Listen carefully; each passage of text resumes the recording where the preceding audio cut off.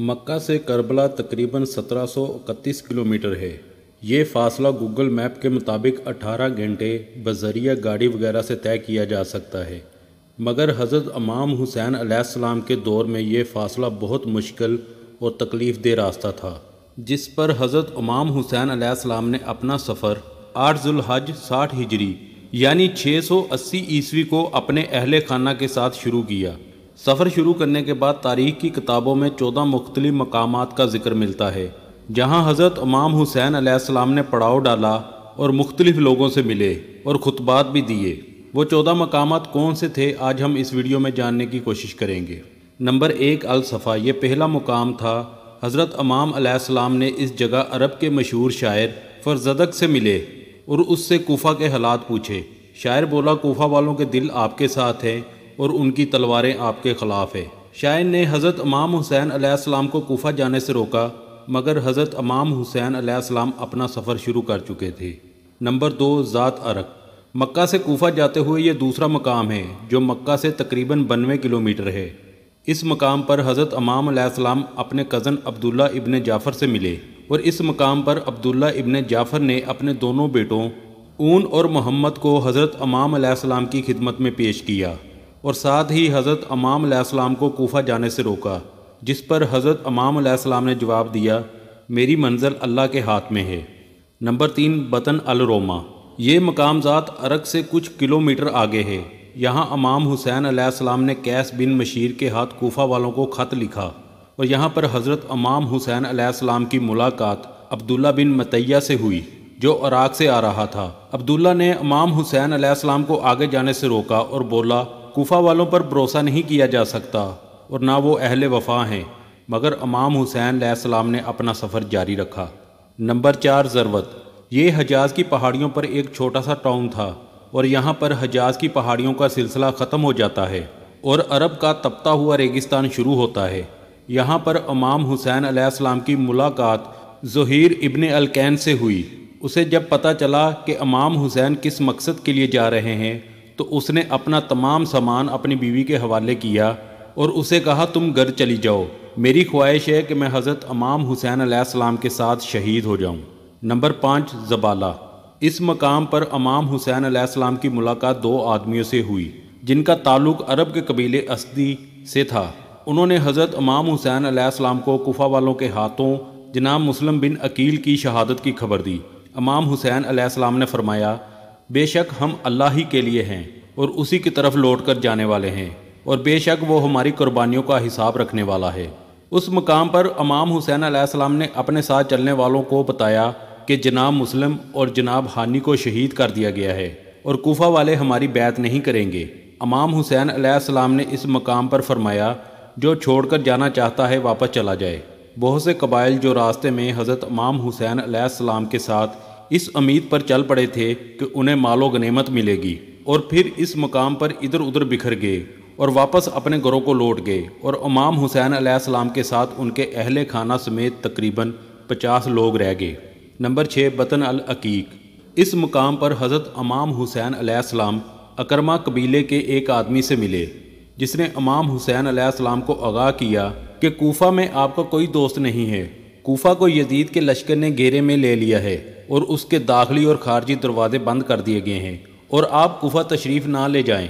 یہاں بھی حضرت امام حسین علیہ السلام نے اپنا سفر جاری رکھا۔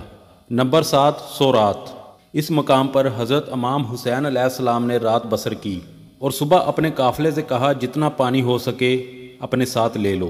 نمبر 8 شراف، اس مقام پر حضرت امام حسین کے ساتھیوں میں سے ایک چلایا کہ اس نے ایک لشکر کو اپنی طرف آتے ہوئے دیکھا۔ حضرت امام حسین علیہ السلام اپنے قافلے کا رخ موڑ کر قریب ہی ایک پہاڑ کے پیچھے لے گئے۔ نمبر 9 ذو حسم، اس مقام پر حضرت امام حسین علیہ السلام کی ملاقات حر اور اس کے 1000 سپاہیوں سے ہوئی جو پیاسے تھے۔ امام حسین علیہ السلام نے سب کو پانی پلانے کا حکم دیا اور بذات خود سب کو پانی پلایا اور ان کے جانوروں کو بھی پانی پلایا گیا اور اس مقام پر ظہر کی نماز ادا کی۔ سب نے مل کر امام علیہ السلام کی امامت میں نماز ظہر ادا کی۔ اس مقام پر حضرت امام علیہ السلام نے حر اور اس کی فوج سے خطاب کیا اور فرمایا، اہل کوفہ، تم لوگوں نے میرے پاس اپنے قاصد بھیجے اور مجھے خطوط لکھے کہ تم لوگوں کے پاس کوئی امام نہیں، اور میں کوفہ آؤں اور تم لوگوں کو اللہ کے راستے پر اکٹھا کروں اور تم لوگ میری بیعت کر سکو۔ اور تم لوگوں نے لکھا ہے کہ آپ اہل بیت ہیں اور آپ ہمارے معاملات کو ان لوگوں کی نسبت جو نا انصافی کرتے ہیں اور غلط ہیں بہتر طریقے سے حل کر سکتے ہیں۔ اگر تم لوگوں نے اپنا ارادہ بدل لیا ہے اور منکر ہو گئے ہو اور اہل بیت کے حقوق نہیں جانتے اور اپنے وعدوں سے پھر گئے ہو تو میں واپس چلا جاتا ہوں۔ حر کے لشکر نے حضرت امام حسین علیہ السلام کو واپس نہیں جانے دیا اور انہیں گھیر کر کوفہ کی بجائے کربلا کی طرف لے گئے۔ نمبر 10 بیدہ۔ حضرت امام حسین علیہ السلام اگلے دن بیدہ پہنچے اور اس مقام پر حر کے لشکر سے خطاب کیا اور آپ نے فرمایا، لوگو، رسول اکرم صلی اللہ علیہ وآلہ وسلم نے فرمایا، جو شخص ایسے بادشاہ کو دیکھے جو ظالم ہو، اللہ کے حرام قرار دیے کو حلال کہے، خدائی عہد و پیمان کو توڑے، سنت رسول صلی اللہ علیہ وآلہ وسلم کی مخالفت کرے اور اللہ کے بندوں پر گناہ اور زیادتی کے ساتھ حکومت کرتا ہو، تو وہ شخص اپنی زبان اور اپنے فعل اور اپنے ہاتھ سے اس بادشاہ کو نہ بدلے تو اللہ کو حق پہنچتا ہے کہ ایسے شخص کو اس بادشاہ کی جگہ جہنم میں داخل کرے۔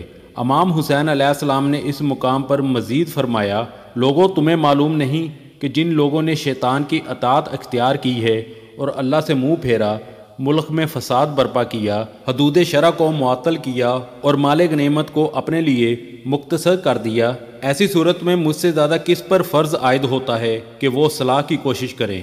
میرے پاس تمہارے قاصد آئے اور خطوط پہنچے کہ تم نے بیعت کرنی ہے اور تم میرے مددگار بنو گے اور مجھے تنہا نہ چھوڑو گے، بس اگر تم اپنا وعدہ پورا کرو گے تو سیدھے راستے پر پہنچو گے۔ امام حسین علیہ السلام نے یہاں لوگوں کو اپنے حسب و نسب کا حوالہ دیا اور فرمایا، اگر تم اپنے وعدے سے پھر جاؤ گے تو تعجب نہیں، تم اس سے پہلے بھی میرے والد اور میرے چچا زاد بھائی مسلم کے ساتھ ایسا ہی کر چکے ہو، اور ان قریب اللہ مجھے تمہاری مدد سے بے نیاز کر دے گا۔ حضرت امام حسین علیہ السلام کی تقریر سن کر حر نے حضرت امام سے کہا، اگر آپ نے جنگ کی تو آپ کو قتل کر دیا جائے گا۔ امام حسین علیہ السلام نے فرمایا، تم مجھے موت سے ڈراتے ہو اور کیا تمہاری شکاوت اس حد تک پہنچ گئی ہے کہ مجھے قتل کر دو گے؟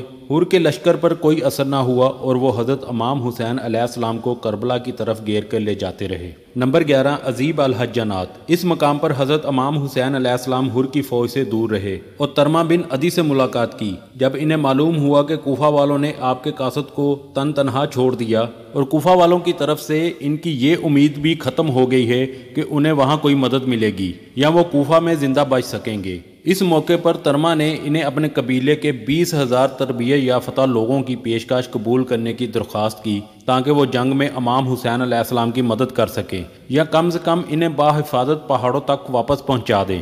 امام حسین علیہ السلام نے عدی کو جواب دیا، اللہ پاک تمہیں اور تمہارے لوگوں کو اپنے حفظ و امان میں رکھے، میں اپنے الفاظ سے نہیں پھر سکتا۔ نمبر 12 قصر بن مقاتل۔ فیصلہ ہو چکا تھا کہ حضرت امام حسین علیہ السلام کو کوفہ نہیں جانے دیا جائے گا، چنانچہ حر کے لشکر نے کوفہ کا راستہ بدل کر امام حسین علیہ السلام کو گھیر کر کربلا کی طرف لے جانا شروع کر دیا، اور امام حسین علیہ السلام راستے میں قصر بنی مقاتل رکے، اور شام کے وقت حضرت امام حسین علیہ السلام نے فرمایا، بے شک ہم اللہ کے لیے ہیں اور اسی کی طرف لوٹ کر جانے والے ہیں۔ حضرت امام حسین علیہ السلام کے 18 سالہ بیٹے علی اکبر امام حسین علیہ السلام کے قریب آئے تو امام نے فرمایا کہ انہوں نے خواب میں کسی کو کہتے ہوئے سنا کہ یہ لوگ انہیں قتل کرنے والے ہیں، جس پر جناب علی اکبر نے امام کو تسلی دی اور فرمایا، کیا ہم سیدھے راستے پر نہیں ہیں؟ نمبر 13 نینوا۔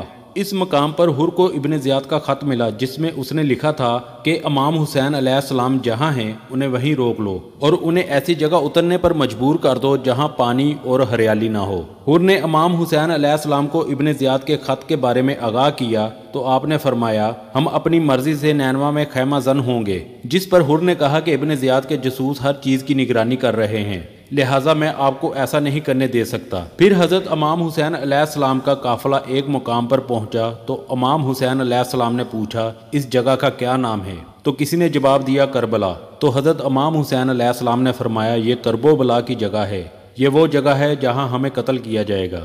نمبر 14 حضرت امام حسین علیہ السلام کے حکم پر کربلا کے میدان میں خیمے گاڑ دیے گئے۔ دریائے فرات خیموں سے کچھ میل کے فاصلے پر تھا اور یہ 2 محرم 61 ہجری کا دن تھا، عیسوی کیلنڈر کے مطابق 3 اکتوبر 680 کی تاریخ تھی۔